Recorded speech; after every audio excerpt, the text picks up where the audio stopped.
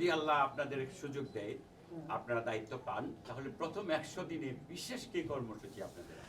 তা যদি এখন বলে দেয় তাহলে তো একদম জাপের মুখ খুলেই দিলাম। তবে আমি প্রথম দিনের আমি প্রথম দিনের কাজটাই শুধু বলি, আমাদের জাতীয় জীবনে প্রচুর ময়লা আবর্জনা জমা হয়ে গেছে, চরিত্রের আবর্জনা, চিন্তার আবর্জনা, অনেক আবর্জনা, রাস্তাঘাটের আবর্জনা।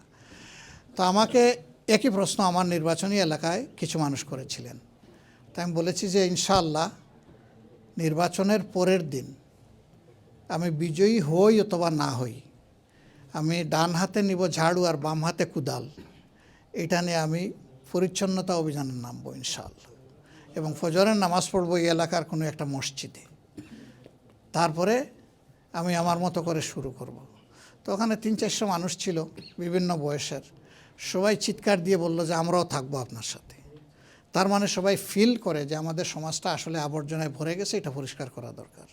তো প্রথম দিনের কর্মসূচি এটা হবে ইনশাআল্লাহ। এটার মাধ্যমে আমি বিশ্বাস করি মানুষের মন, মনস্ক, চরিত্র সব কিছুর উপর একটা প্রভাব পড়বে ইনশাআল্লাহ।